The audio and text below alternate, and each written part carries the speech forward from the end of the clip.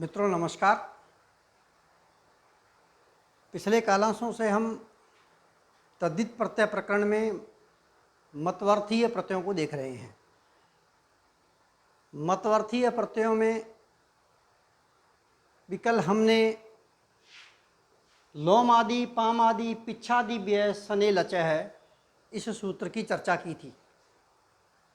आज इसी विधि सूत्र को मैं आगे बढ़ा रहा हूँ। इसमें विकल्प से 3 प्रत्यय दिए हुए हैं। आओ ये सूत्र क्या कहना चाहता है देखते हैं। सूत्र है लोम आदि, पाम आदि, पिच्छादि, व्यय, सने, लचय। अर्थात मतवर्थ में लोम आदियों से, मतवर्थ में चूंकि हम मतवर्थीय प्रत्यय ही कर रहे हैं तो मतवर्थ में लोम आदियों से अर्थात लोम आदि गण में पठित शब्दों से स प्रत्यय होता है। पामादियों से न प्रत्यय होता है अर्थात पामादि गण में पठित शब्दों से न प्रत्यय होता है। और पिच्छादियों से इलच प्रत्यय होता है। पिच्छादि गण में पठित शब्दों से इलच प्रत्यय होता है विकल्प से। तो उक्त विधि सूत्र में स प्रत्यय, न प्रत्यय और इलच प्रत्यय, इन 3 प्रत्ययों की विकल्प से बात की गई है। पिछले कालांश में हमने लोम आदि गण में पठित शब्दों में स प्रत्यय लगाकर लोम सह शब्द बनाया था।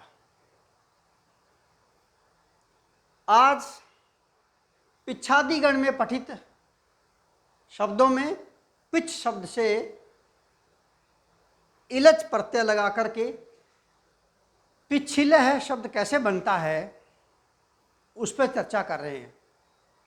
देखिएगा, पिछिलह, पिछिलह इसका लौकिक विग्रह है पिछम अस्ति अस्येति पिछिलह। क्या है लौकिक विग्रह? पिछम अस्ति अस्येति पिछिलह अर्थात मोर पंख वाला, मोर पंख वाला।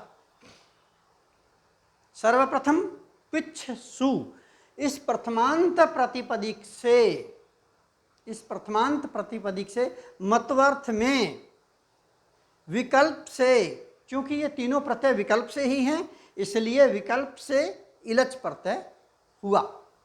इलच में से भी इल शेष रहा, च हलंत की हलंत्यम सूत्र से इत संज्ञा हो गई।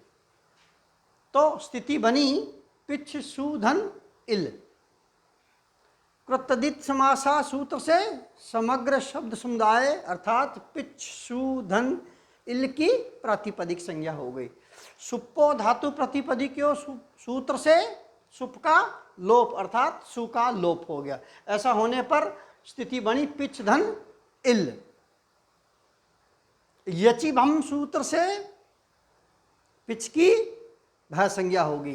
भय संज्ञा होने पर यस्येति च सूत्र द्वारा भय संज्ञक पिछ के अंत्य अवर्ण छ के ए का लोप हो गया।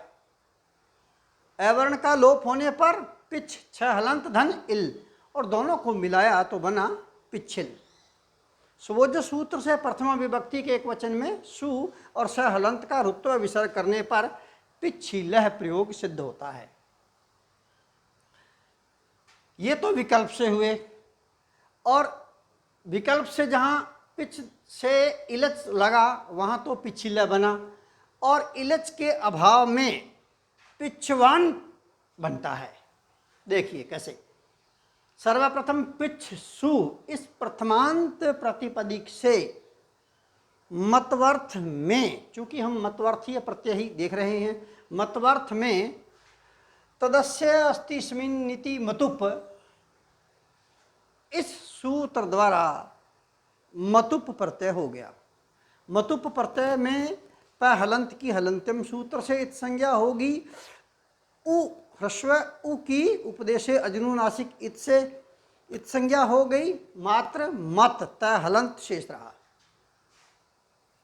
कृतदित समासा सूत्र से समग्र शब्द समुदाय अर्थात पिच्छ सु धन मत की प्रतिपदिक संज्ञा हो गई।